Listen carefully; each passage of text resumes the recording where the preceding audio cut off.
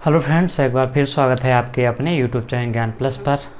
उत्तर प्रदेश की सीरीज़ का हम अगला पार्ट लेकर हाजिर हैं। जैसा कि हमने बताया था कि अगली पार्ट में आपको जलवायु की वीडियो मिलेगी। जी हाँ, उसी सीरीज़ में आज हम जलवायु की वीडियो आपको लेकर हाजिर हैं। जी हाँ, उत्तर प्रदेश की जलवायु से संबंधित हम बात करेंगे, क्योंकि उत्तर प्रदेश की जलवायु में बहुत विविधता है तथा यहाँ से अक्सर प्रश्न परीक्षाओं में पूछे जाते हैं। यूपीपीसीएस का एग्ज़ाम आपके सर पे खड़ा है। उसके अलावा यूपी पेट जो होना है, यूपी ट्रिपल का पेट परीक्षा, वो भी बहुत जल्दी होने वाली है। उसके अलावा लॉकडाउन ख़त्म होते ही विभिन्न परीक्षाएं आयोजित की जाएंगी। तो ये आपको उत्तर प्रदेश की जलवायु ज़रूर कर लेनी चाहिए एक बार, क्योंकि यहाँ से प्रश्न अक्सर बन जाते हैं परीक्षाओं में। तो चलिए उत्तर प्रदेश की जलवायु की हम बात करेंगे। कैसी जलवायु है, सबसे अधिक टेम्परेचर किस जिले में पाया जाता है, सबसे कम टेम्परेचर किस जिले में पाया जाता है, सबसे अधिक वर्षा कहाँ हो जाती है, सबसे कम वर्षा कहाँ होती है, ये सारी चीज़ें आपको देखना बहुत ज़रूरी है। जो गर्मियों में जो आंधी तूफान चलता है उसको क्या नामकरण किया जाता है, कैसी जलवायु होती है, ये सारी चीज़ें कि यूपी की जलवायु कैसी है, कितने जलवायु भागों में यूपी को विभक्त किया गया है, इन सारी चीज़ों को। तो चलिए हम बात कर लेते हैं उत्तर प्रदेश की जलवायु से संबंधित बेसिक। तो यूपी की जलवायु की अगर हम बात करेंगे तो सबसे पहले तो उत्तर प्रदेश की जलवायु जो है उष्णकटिबंधीय मानसूनी जलवायु है। तो यूपी की जलवायु कैसी है, प्रकृति क्या है यूपी की जलवायु की, ये चीज़ आपको ध्यान देना होगा, क्योंकि यहाँ से अक्सर प्रश्न पूछे जाते हैं। तो पहला प्रश्न यही हो जाता है कि उत्तर प्रदेश की जलवायु कैसी है। तो उत्तर प्रदेश की जलवायु जो है कैसी है, तो उष्णकटिबंधीय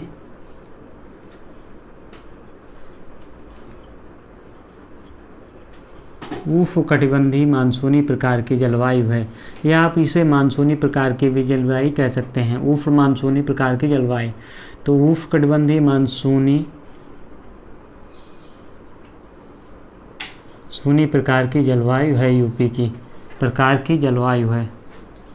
अब यहाँ से आप बात कर देते हैं कि यूपी की जलवायु उष्णकटिबंधीय मानसूनी तो है, लेकिन यहाँ पे जो चीज़ें हैं कि किस प्रकार से इसको विभक्त किया जाता है, कैसे बारिश कम होती है। तो आप देखेंगे कि आपको हमने जियोग्राफी भारत का भूगोल पढ़ाया, वहाँ पे आप अगर देखेंगे कि हमने बताया है कि जब वर्षा होती है उसकी प्रकृति क्या होती है। वर्षा जैसे जैसे समुद्र से आप आगे बढ़ेंगे वर्षा की मात्रा कम हो जाएगी, तथा वहाँ पे जो ठंडी तथा गर्मी के जो अंतर होता है वो बढ़ता जाएगा आगे जैसे आप समुद्र के किनारे बढ़ते हैं।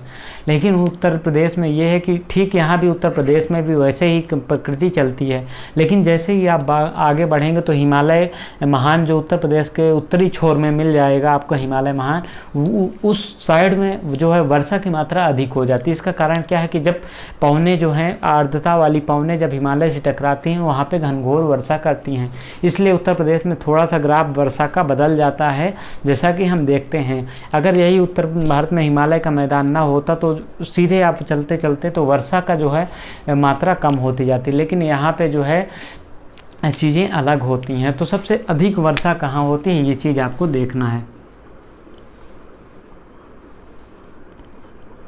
सबसे अधिक वर्षा यूपी में सबसे अधिक वर्षा कहाँ होती है, ये एग्जाम में अक्सर प्रश्न पूछा जाता है, तो ये चीज़ आपको जानना है। सबसे अधिक वर्षा कहाँ होती है उत्तर प्रदेश में, तो गोरखपुर। हमने आपको पिछली वीडियो में बताया था गोरखपुर देवरिया में त्योहार होकर रहे साटल, तो गोरखपुर में वही जो गोरखपुर ये गाना है वहीं पे ये सबसे अधिक वर्षा होती है। गोरखपुर 184 सेंटीमीटर वर्षा होती है गोरखपुर में। अब सबसे कम वर्षा की बात करें तो सबसे कम वर्षा, जैसे हम यूपी के मैप में चलेंगे यहाँ से, तो कुछ इस प्रकार से यूपी का मैप है। हमने ये काम चलाऊ बना लिया है, आपको यहाँ पे जल्दी से हम बता दें।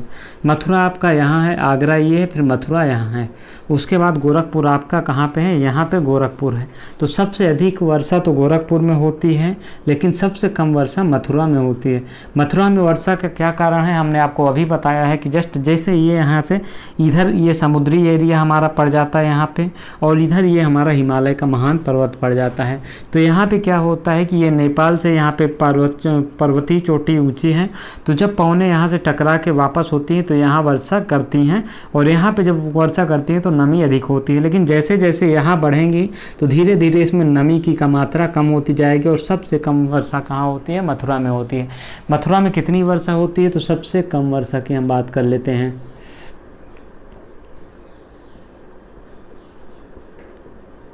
सबसे कम वर्षा की बात करें तो हम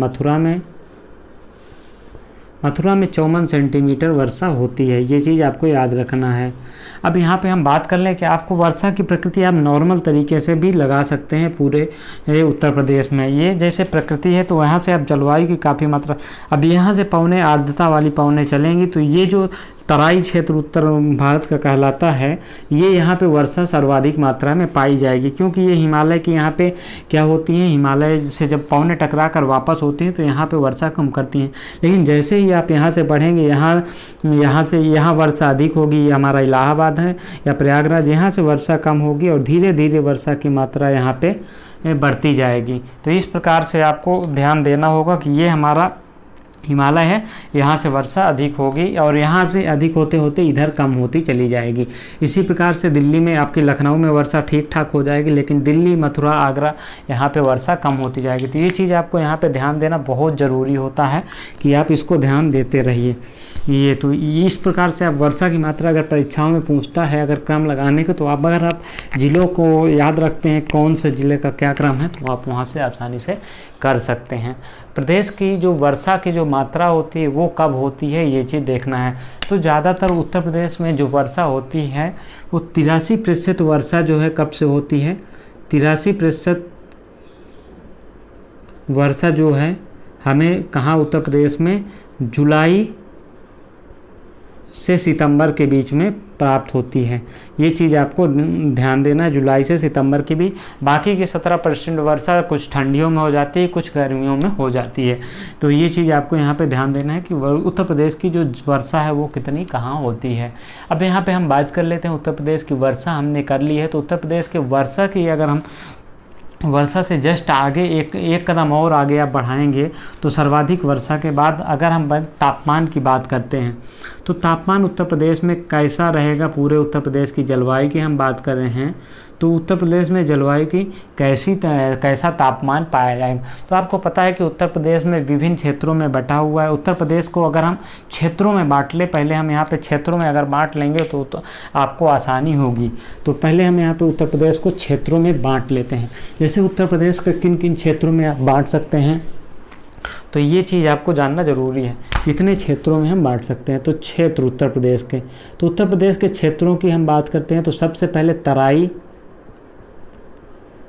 तराई भाग हो जाएगा। तराई भाग क्या होता है ये भी हम आपको अभी बताते हैं, चलते हैं आगे। तराई क्षेत्र के बाद आपका क्या हो जाएगा, गंगा का मैदान। यहाँ पे गंगा यमुना लिख सकते हैं, गंगा यमुना का मैदान या मध्य का मैदान इसे कह सकते हैं, मध्य मैदान।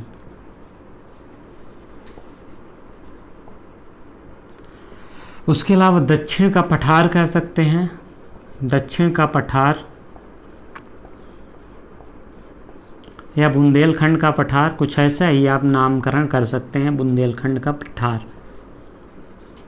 आखिर इसकी प्रकृति क्या होती है, हमने ऐसा नामकरण क्यों किया है। आपकी जलवायु में उत्तर प्रदेश के नक्शे से अगर आप समझना चाहेंगे तो इसको काफ़ी आप अच्छे से समझ सकते हैं। चीज़ों को आपको समझने के लिए काफ़ी चीज़ें होती हैं, यहाँ पे आप इसको समझ सकते हैं। तराई क्षेत्र को आप भाबर क्षेत्र भी कह सकते हैं। एक्चुअली तराई क्षेत्र होता क्या है, भाबर क्षेत्र हमने भारत की जलवायु तथा भारत की नदियों में बताया था, एक बार फिर हम उत्तर प्रदेश में तराई क्षेत्र बता दें। तराई क्षेत्र कुछ नहीं होता है, तराई क्षेत्र वो भाग होता है जैसे कोई नदी यहाँ से निकलती है तो भाबर क्षेत्र सबसे पहले प्राप्त होता है। भाबर क्षेत्र क्या होता है, यहाँ पे जो नदियाँ लाती हैं तो वो बड़े बड़े कंकड़ यहाँ पे इकट्ठा हो जाते हैं, तो नदियाँ यहाँ पे अदृश्य हो जाती हैं। अब नदियाँ अदृश्य हो जाएंगी तो जहाँ नदियाँ अदृश्य हो जाती हैं, बड़े बड़े कंकड़ पाए जाते हैं, वो जो भूमि होती है वो कृषि के योग्य नहीं रह जाती है, तो वो हमारा भाबर क्षेत्र कहलाता है। यहाँ पर नदियाँ अदृश्य या बहुत छिछली हो जाती हैं, छिछली का मतलब बहुत कम दिखती हैं। अब आगे हम तराई के क्षेत्र की बात करते हैं, तो तराई का क्षेत्र क्या होता है, इसी जस्ट भाबर के नीचे जैसे ही आप भाबर के नीचे आप आने लगेंगे तो भाबर में क्या होता है कि जो तराई होती है, तराई नहीं होती है, तराई का क्षेत्र जो होता है, यहाँ पे क्या होती है, नदियाँ अधिक पानी इकट्ठा करती हैं और ये पानी फैल जाता है।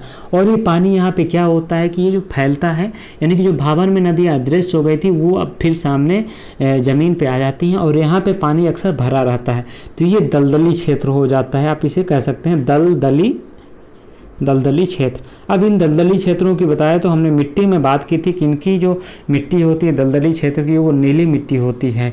अब ये हमारा जो उत्तर प्रदेश के आप नक्शे की बात करेंगे तो ये जो ऊपर वाला भाग है ये यहाँ से पूरा महाराजगंज, रामपुर, ये सब गोरखपुर, महाराजगंज, ये सारी चीज़ों की बात करें हम, बहराइच ऊपर बात करते हैं तो ये सारे क्षेत्र जो हमारे हो जाएंगे वो क्या हो जाएंगे, ये हमारा भाबर तथा तराई क्षेत्र हो जाएगा। अब यहाँ पे क्या होती है कि जो तराई क्षेत्र होती है वहाँ पे क्या होता है, वर्षा की मात्रा, हम तराई की डिफाइन कर रहे हैं यहाँ पे, तराई में वर्षा की मात्रा अधिक होती है क्योंकि ऊपर का भाग है तो हिमालय से लौटने के बाद वर्षा अधिक वन करेगी। तो ये तराई क्षेत्र को आपको यहाँ पर समझना जरूरी है। तराई क्षेत्र में अधिक वर्षा होने के कारण यहाँ पर दलदली क्षेत्र होती है। अब दलदली क्षेत्र होने के कारण अधिक, तो यहाँ पर क्या हो जाता है कि अक्सर पानी भरा रहता है, इसलिए यहाँ पर उपजाऊपन कम हो जाता है। इसकी विशेषताएं आप देख लीजिए कि उपजाऊपन जो होता है कम हो जाता है, उपजाऊपन कम हो जाता है। अब दूसरी विशेषता क्या होती है, यहाँ जो पानी है, पानी ऊपर ही 2 से 4 फीट में मिल जाता है, पानी ऊपर 2-4 फीट में यहाँ पे प्राप्त हो जाता है। ये चीज़ आपको देखने वाली है। तो यहाँ पे क्या होता है, बीमारियाँ अधिक होती हैं, बीमारियाँ अधिक होती हैं, यानी कि ये किसी भी स्वास्थ्य के प्रतिकूल, ये जो जलवायु तराई का क्षेत्र होता है ये स्वास्थ्य के प्रतिकूल होता है, स्वास्थ्य के प्रतिकूल होता है। हालांकि यहाँ पे धान उनकी तो अच्छी कृषि हो जाती है लेकिन अन्य फसलों के लिए काफ़ी नुकसानदायक हो जाता है। तो ये चीज़ आपको यहाँ पे देना है। तराई क्षेत्र क्या होता है हमने आपको बता दिया। तराई क्षेत्र वो क्षेत्र होता है जो कि मैदानों के ऊपरी भागों में, गंगा मैदान के ऊपरी भाग में पाया जाता है और इसमें जो नमी वाले क्षेत्र होते हैं जहाँ पे पानी की अधिकता पाई जाती है, और ये नदियों का जो उतराव क्षेत्र होता है वो होता है, यहाँ पे अधिक वर्षा प्राप्त होती है। तो ये चीज़ आपको ध्यान रखनी है कि यहाँ पे क्या क्या परिस्थितियाँ होती हैं। अब यहाँ पे अगर हम आपको बता दें कि चीज़ों को हम यहाँ पे आपको क्लियर कर दें तो यहाँ पे वर्षा जो है, जो वर्षा की मात्रा तराई क्षेत्र में वर्षा की मात्रा औसतन जो होती है वो 150 सेंटीमीटर से अधिक होती है, औसत जो है 150 सेंटीमीटर से अधिक होती है।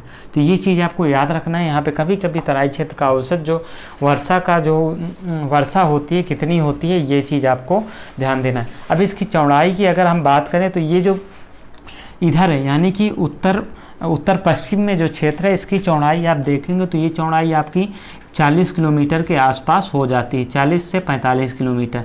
लेकिन यही जब गोरखपुर क्षेत्र में, महाराजगंज में आएंगे, सहारनपुर, कुशीनगर, ये जब आएंगे इधर कुशीनगर, देवरिया और ये आपका महाराजगंज में आएंगे तो इसकी जो चौड़ाई है वो 80 से 90 किलोमीटर हो जाएगी। ये चीज़ आपको ध्यान रखना है क्योंकि यहाँ से चीज़ें प्रश्न पूछ लेता है कि इसकी चौड़ाई कितनी मानी जाती है तराई क्षेत्र की। तो ये तराई क्षेत्र रहा। उम्मीद है कि तराई क्षेत्र आपको अच्छे से समझ में आ गया होगा। हमने जितना भी इसको एक्सप्लेन करने का था वो सारी चीज़ें कर दी हैं। अब गंगा यमुना का मैदान की हम बात कर लें तो गंगा यमुना के मैदान की हम बात यहाँ पर कर लेते हैं। तो गंगा यमुना के मैदान के बारे में आप जानते होंगे कि गंगा यमुना यहाँ पे कई सारी नदियाँ, गोमती, शारदा, घाघरा, ये सारी नदियाँ यहाँ पे पाई जाती हैं।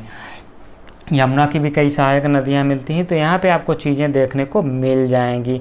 तो मैदानी भाग को अगर आप कहेंगे तो मैदानी भागों में आप कहेंगे कि यहाँ जो मिट्टियाँ पाई जाती हैं बांगर, खादर पाई जाती हैं। तो गंगा यमुना का मैदान, ये दूसरा हमारा हो गया, इसको हम एक्सप्लेन कर रहे हैं। गंगा यमुना या मैदानी क्षेत्र इसे कह सकते हैं, मैदानी क्षेत्र, इसे उपजाऊ भी क्षेत्र कह सकते हैं। अब इसे 2 भागों में बांटते हैं। 2 भागों में कैसे बांटते हैं, ये एक तो बांगर क्षेत्र हो जाता है, बांगर क्षेत्र हो जाता है, और एक क्या हो जाता है, खादर क्षेत्र हो जाता है। इनको डिफाइन आप कैसे करेंगे, बांगर और खादर क्षेत्र को। तो बांगर क्षेत्र को हम डिफाइन करने के लिए एक सिंपल सा लॉजिक है कि जो नदियाँ पहले अवसाद लाती थीं, अब जो नदियाँ को अवसाद इस क्षेत्र में बांगर क्षेत्र तक नहीं पहुँचे, यानी कि पहले जो नदियाँ जहाँ तक बहती थी अब उसका जो बहाव है उस क्षेत्र तक नहीं पहुँच पाता है। यानी कि जो नदियों की जो उपजाऊ मैदान है, यानी कि खादर का जो पुराना क्षेत्र हो जाता है वो बांगर क्षेत्र कहलाता है। बांगर क्षेत्र कम उपजाऊपन होती है क्योंकि अब यहाँ पे नदियाँ जो प्रत्येक वर्ष होती है वो अपना जल नहीं ला पाती हैं, जल के साथ अवसाद नहीं ले पाती हैं, इसलिए कम उपजाऊ क्षेत्र ये क्या माना जाता है। तो इसको आपको ध्यान करना है। अब जो खादर क्षेत्र की हम आपको बता दें तो खादर क्षेत्र कुछ नहीं है, खादर क्षेत्र वो माना जाता है जहाँ की गंगा यमुना जो होते विभिन्न नदियाँ जो होती है प्रत्येक वर्ष अवसाद को जमा करती हैं। ये अत्यधिक उपजाऊ क्षेत्र होता है क्योंकि यहाँ पे प्रत्येक वर्ष नई मिट्टी आ जाती है, तो उसमें उपजाऊपन जो होता है बहुत अधिक होता है, उपजाऊ मिट्टी कहलाती है। उपजाऊ मिट्टी कहलाने का यहाँ पे तात्पर्य यही है कि ये अधिक यहाँ पे उपजाऊ यानी कि कृषि यहाँ पे क्या हो जाती है कि अधिकतम होता है। अब यहाँ पे कह सकते हैं कि आप अगर इसकी बात कर लेते हैं तो अधिक यहाँ पे जो आवरण का क्षय हो गया है, आवरण का क्षय जो हो गया है, यहाँ पे आवरण का क्षय हो गया, इसलिए इसका उपजाऊपन क्या हो जाएगा, कम हो गया आवरण का क्षय होने के कारण। तो ये यमुना गंगा का जो मैदानी भाग है इसकी जो कुछ हो गई ये विशेषता हो गई। तो अब एक चीज़ आपको देखना है कि दक्षिण का पठार, अब यहाँ पे दक्षिण का पठार यहीं से आप देख सकते हैं, डिफाइन कर सकते हैं दक्षिण का पठार हम कैसे डिफाइन करते हैं। तो हम आपको बता दें कि जो गंगा यमुना जो पहले यमुना गंगा का जो क्षेत्र होता था, अब वहाँ पे पहले वर्षा का जल जाता था, अब वर्षा का जल वहाँ कहीं नहीं पहुँच पाता और ये नदियाँ इन्हें काट काट कर बीहड़ एरिया बना लेती हैं। बीहड़ एरिया का मतलब क्या होता है, बड़े बड़े जो पत्थर होते हैं उनको काट काट के तो पत्थर नुकीले हो गए हैं, पत्थर खतरनाक दिख रहे हैं, पत्थर में काई जम गई है, इतने काले हो गए हैं कि वो देखने में बहुत डरावने, वो क्षेत्र पूरा डरावना प्रतीत होने लगा है। तो ये कौन सा हो जाएगा, तो दक्षिण का पठार या इसे बुंदेलखंड का पठार कहेंगे। इसे चंबल का क्षेत्र भी कहा जाता है, चंबल डाकुओं का क्षेत्र है, ये आपको पता है, तो इसके चंबल का क्षेत्र भी कह सकते हैं। अब यहाँ पे क्या होता है कि यहाँ पे नदियों का ना तो पानी पहुँच पाता, नदियों का पानी तो पहुँचता है लेकिन यहाँ पे उपजाऊ कम है। यहाँ पे क्या होगा, सामान्य जो ऊंचाई है हमारी कितनी है, वो 800 मीटर लगभग है सामान्य ऊंचाई, यानी कि ये सामान्य मैदानों से ये कभी ऊँचा है, 800 मीटर तक ऊँचा है। यहाँ पर कई पहाड़ियाँ हैं जैसे कि चंबल की पहाड़ियाँ मिलती हैं,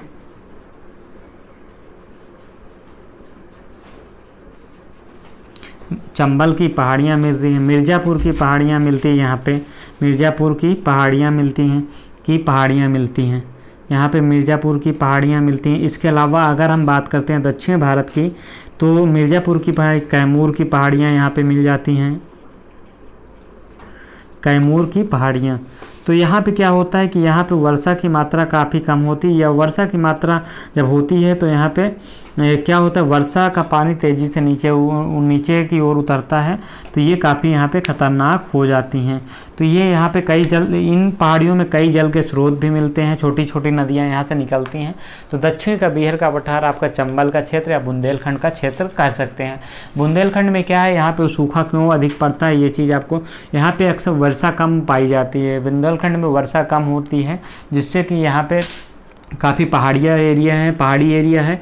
और यहाँ पे जो है क्या होता है कि यहाँ कृषि योग्य भूमि नहीं है, कृषि योग्य भूमि का अभाव है, इसलिए यहाँ पे क्या है कि कृषि योग्य भूमि का अभाव है। इसके अलावा ऊबड़ खाबड़ मिट्टी है तो यहाँ पे क्या होता है कि उद्योग धंधों का भी संचालन, पानी की कमी के कारण उद्योग धंधों का भी संचालन क्या होता है कि उद्योग धंधों का संचालन भी नहीं होता है, तो उद्योगों का अभाव भी है। इसलिए यहाँ पे देख पाएंगे कि आप उद्योगों की कमी, तो इसलिए यहाँ पे आप देख पाएंगे चीज़ों की, यहाँ पे क्या होता है कि यहाँ पे गरीबी भुखमरी अत्यधिक है। अब दक्षिण के पठार या बुंदेलखंड अधिक पिछड़ा हुआ क्षेत्र क्यों है, ये आप इसके माध्यम से समझ सकते हैं। अभी हमने आपको चीज़ें बता दी हैं कि उत्तर प्रदेश को कितने जलवायु भागों में बांटा गया है, तो ये चीज़ आपको यहाँ से जानना बहुत ज़रूरी था, क्योंकि यहाँ पे चीज़ें आप अगर इसको नहीं समझेंगे तो यहाँ से प्रश्न किसी भी प्रकार का बन सकता है, हम यहाँ पे आपको एक्सप्लेन कर दिए हैं। तो ये चीज़ें आपके लिए बहुत ज़रूरी होती हैं। अब हम बात कर लेते हैं वर्षा, तो ये हमारी जलवायु से संबंधित कुछ सामान्य क्वेश्चन हो गए हैं। अब इसको हम, जैसे वर्षा हमने आपको बताई थी, तो वर्षा की अब हम बात कर लेते हैं एक बार। तो तराई का भाग, जैसे तराई का भाग है वहाँ पे, तो हमने यहाँ पे तराई के भाग में बताया था कि यहाँ करीब 150 सेंटीमीटर वर्षा होती है। लेकिन अगर आप तराई क्षेत्र से जो मध्य का मैदान होगा वहाँ पे क्या होगा कि मध्यवर्ती मैदान में यहाँ पे कितनी वर्षा हो जाएगी, 80 से 100 सेंटीमीटर हो जाएगी। और वहीं पे नीचे जब आएंगे तो वहाँ पे चीज़ें क्या हो जाएंगी कि यहाँ पे 65 से 80 सेंटीमीटर हो जाएगी। लेकिन यहाँ पे अगर पश्चिमी, यहाँ पे तो आप गंगा यमुना का मध्य मैदान, ये पूर्वी एरिया में 80 से 100 सेंटीमीटर वर्षा होती है। लेकिन जब पश्चिमी मैदान में जाएंगे, पश्चिमी क्षेत्र में, तो यही वर्षा घट के 50 से 60 सेंटीमीटर हो जाएगी। तो ये चीज़ आपको यहाँ पे एग्जाम की दृष्टि से काफ़ी ध्यान रखने लायक है कि यहाँ पे कितनी। अब यहाँ पे हम तराई के क्षेत्र की बात कर लेते हैं, तो यहाँ पे जो टेम्परेचर होता है वो कितना होता है। तो यहाँ पे जो टेम्परेचर होता है, औसत टेम्परेचर, वो 18 से 30 डिग्री होता है। ये चीज़ आपको ध्यान रखने। लेकिन वहीं पे आप बात कर रहे हैं तो मध्य का मैदान, तो यहाँ पे जो है जो टेम्परेचर है वो 15 से 16 डिग्री ठंडियों का टेम्परेचर होता है। और वहीं बुंदेलखंड की बात करें तो यहाँ पे एक टेम्परेचर और घट जाता है 12 से 14 डिग्री सेल्सियस। तो ये चीज़ें आपको यहाँ पे ध्यान रखनी है कि 18 से 20 होगा, क्योंकि हम क्या होते हैं बात करते हैं तो एवरेज टेम्परेचर की बात हमने यहाँ पे कर ली है। तो ये चीज़ें हो गई हैं कि अब हम तापमान की बात कर लेते हैं कि कौन से क्षेत्र में कौन सा तापमान अधिक पाया जाता है, कहाँ पे ठंडा पाया जाता है। तो हम तापमान की बात करते हैं तो उत्तर प्रदेश का सबसे जो शीत ऋतु होता है, उत्तर प्रदेश का सबसे जो ठंडा महीना होता है, सबसे ठंडा माह, वो जनवरी होता है। ये एग्जाम में पूछ लेता है कि उत्तर प्रदेश का सबसे ठंडा महीना बताइए, तो वो जनवरी। और वहीं यूपी का सबसे गर्म प्रदेश की बात करें तो गर्म प्रदेश है वो जुलाई का होता है। गर्म माह करते हैं तो यहाँ पे जुलाई का होता है। ये चीज़ एग्जाम में अक्सर पूछता रहता है, तो ये चीज़ आपको यहाँ पे जानना बहुत ज़रूरी होता है। इसके अलावा हम बात कर लेते हैं कि उत्तर प्रदेश में सर्वाधिक तापमान कहाँ पाया जाता है। तो सर्वाधिक तापमान की हम बात करें तो सर्वाधिक तापमान कहाँ पाया जाता है, ये हम शीत ऋतु की बात कर रहे थे, यहाँ पे गर्मी की हम बात करेंगे। सर्वाधिक तापमान की हम बात करें तो बुंदेलखंड के भाग में पाया जाता है। सर्वाधिक तापमान बुंदेलखंड में पाया जाता है, बुंदेलखंड में पाया जाता है। तो ये चीज़ आपको यहाँ पे ध्यान रखनी है। बांदा में जो बात करते हैं तो बांदा में 1987 में बांदा में रिकॉर्ड 49 डिग्री सेल्सियस जो है तापमान जो है मापा गया था, तापमान मापा गया था। तो ये चीज़ें आपको यहाँ पे ध्यान देना है, मापा गया था।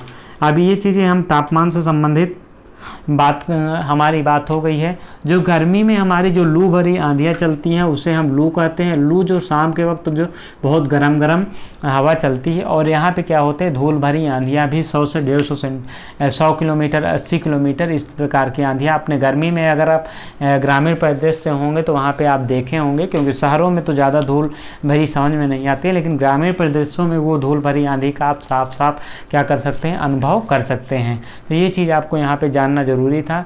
तो ये चीज़ें हम कुछ कर ली। अब उत्तर प्रदेश में एक चीज़ और यहाँ पे बच रहा है कि उत्तर प्रदेश का जो ज़मीन है वो सबसे नम क्षेत्र कौन सा पाया जाता है, यानी कि सबसे जो